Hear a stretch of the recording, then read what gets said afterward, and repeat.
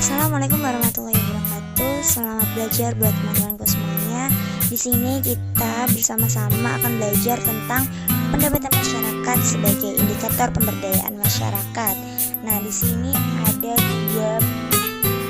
dua penjelasan yang akan saya jelaskan, yaitu yang pertama pendapatan masyarakat menurut Roshidin, dan yang kedua pendapatan per kapita. Apa sih pendapatan masyarakat itu? Pendapatan masyarakat merupakan arus perputaran uang yang mengalir dari pihak perusahaan kepada masyarakat yang berupa upah, gaji, bunga, sewa, atau laba. Arus pendapatan muncul akibat adanya jasa-jasa produktif yang mengalir ke arah yang berlawanan dengan aliran pendapatan, yaitu jasa-jasa produktif mengalir dari masyarakat kepada pihak perusahaan. Nah, untuk yang kedua yaitu pendapatan per kapita. Apa sih pendapatan per kapita? Pendapatan per kapita merupakan suatu tolak ukur masyarakat, tolak ukur ekonomi masyarakat yang paling sering digunakan untuk mengukur sejauh mana kemakmuran suatu negara, kemakmuran suatu bangsa. Berdasarkan tolak ukur tersebut menunjukkan kesejahteraan suatu masyarakat, diawali dengan peningkatan produktivitas masyarakat, kemudian peningkatan pendapatan per kapita, dan akan mengarah pula pada pendapatan nasional. Dimensi pendapatan masyarakat. Dimensi pendapatan masyarakat di sini terbagi menjadi 6. Yang pertama ada dimensi pengembangan ekonomi, yang kedua dimensi pengembangan sosial, yang ketiga dimensi pengembangan politik, yang keempat dimensi pengembangan budaya, yang kelima dimensi pengembangan lingkungan, dan yang terakhir yaitu dimensi pengembangan personal. Nah, dalam konteks pendapatan dapat dilihat dari dimensi ekonomi, seperti halnya dimensi kemampuan daya beli masyarakat, terus tingkat konsumsi dari masyarakat tersebut, kuatnya modal usaha, dan perkembangan usaha ekonomi dari masyarakat tersebut.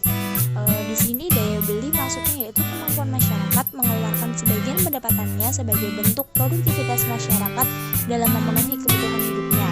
Sedangkan tingkat konsumsi yaitu nilai pembelanjaan yang dilakukan oleh rumah tangga dilakukan oleh rumah tangga untuk membeli berbagai jenis kebutuhan dalam 1 tahun atau 1 bulan, atau tergantung dari rumah tangga tersebut. Terus perilaku konsumsi di sini maksudnya konsumen tidak akan mengurangi pembeliannya atas suatu komoditas ketika pendapatan mereka meningkat, maka mereka pasti akan mengurangi pembeliannya apabila harga komoditi itu naik, seperti itu.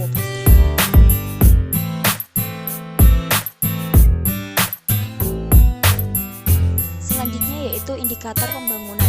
Indikator pembangunan di sini berguna untuk menganalisa dan mengevaluasi hasil-hasil pembangunan dan dapat memberikan gambaran mengenai lajunya tingkat kesejahteraan masyarakat yang dapat terjadi di berbagai wilayah di negara. Di sini program pembangunan dan pemberdayaan masyarakat yang dilakukan baik melalui kebijakan nasional maupun kebijakan-kebijakan di daerah juga berupaya untuk menjadikan masyarakat itu untuk diberdayakan, dan pemberdayaan masyarakat bukan untuk membuat masyarakat menjadi terpuruk atau menjadi masyarakat itu berdaya, tapi tergantung pada berbagai program yang diberikan kepada masyarakat, seperti memberikan masyarakat uang. Itu bukan menjadi masyarakat itu semakin berdaya, tetapi menjadikan masyarakat itu menjadi masyarakat yang mengandalkan orang lain, seperti itu. Karena sejatinya setiap apa yang dinikmati hasilnya harus berusaha sekuat tenaga. Hasilnya itu didapat atas apa yang sudah kita lakukan, seperti itu. Karena akhir dari semuanya, akhir dari tujuan kita yaitu memandirikan masyarakat dan memakmurkan masyarakat tersebut dengan membangun kekuatan dan memajukan ke arah kehidupan yang lebih baik lagi, seperti itu. Baik, selanjutnya di sini ada 2 indikator pembangunan. Yang pertama indikator pendapatan per kapita yang dapat membedakan antara negara kaya dengan negara miskin. Yang kedua yaitu indikator purchasing power varieties yang mempertimbangkan perbedaan harga internasional. Nah, maksudnya di sini itu sebuah metode untuk menghitung alternatif nilai tukar dan mata uang dari berbagai negara, mengukur seberapa banyak mata uang yang dapat membeli dalam pengukuran internasional karena di beberapa negara barang dan jasa memiliki harga yang berbeda. Pengukuran internasional ini biasanya dengan mata uang dolar seperti itu. Nah, di sini ada pertanyaan, apakah ada tahapan-tahapan pendapatan masyarakat? Jawabannya ada. Di sini ada 3 tahapan-tahapan pendapatan masyarakat. Yang pertama dari cara pengeluarannya, yang kedua cara produksinya, dan yang ketiga cara pendapatannya. Di sini maksudnya cara pengeluarannya, seberapa banyak uang yang kita gunakan untuk membeli keperluan-keperluan tersebut dengan mempertimbangkan seberapa yang kita punya. Terus yang kedua dari sisi produksinya, modal yang kita punya menghasilkan berapa jumlah barang yang dapat kita produksi untuk mendapatkan kembali modal yang kita keluarkan beserta laba yang kita peroleh. Terus yang ketiga cara pendapatannya, setelah pendapatan tersebut kita terima, kita lihat modal awal dari yang kita keluarkan, dilihat pula biaya yang kita keluarkan untuk produksi, dan kita total hasil akhirnya itulah jumlah pendapatan yang kita peroleh sepenuhnya. Tidak sepenuhnya program pembangunan dengan meningkatkan pendapatan ini dapat berjalan dalam waktu yang singkat, bisa pula menggunakan jangka waktu yang lama, tergantung seberapa besar program yang dibuat dan seberapa besar pula usaha yang dilakukan, seperti itu.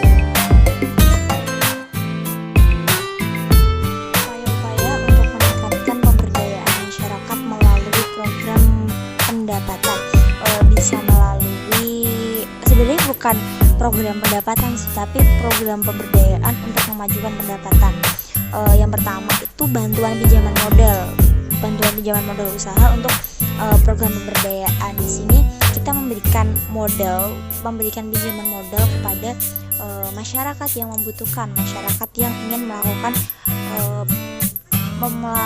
sebuah usaha. Tapi di sini memberikan pinjaman modal bukan menjadikan masyarakat itu menjadi berdaya, tetapi malah membuat masyarakat itu ketergantungan karena hanya mengandalkan pinjaman modal dari atasan. Terus yang kedua, pengembangan motivasi bekerja dan berusaha membuat pelatihan seperti itu. Nah, untuk yang kedua ini cukup baik untuk pemberdayaan masyarakat karena di sini kita memberikan motivasi supaya mereka semangat untuk bekerja dan semangat untuk melakukan kegiatan-kegiatan mencari nafkah buat mereka.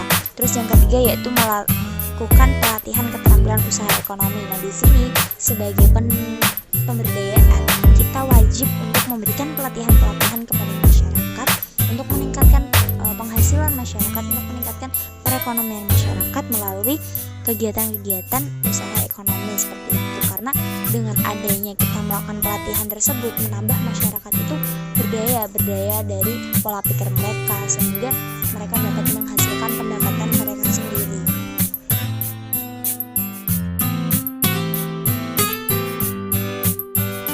Sekian yang dapat saya sampaikan. Semoga materi kali ini dapat membantu teman-teman semuanya untuk memahami materi kali ini, dan semoga materi ini dapat bermanfaat buat kita semua.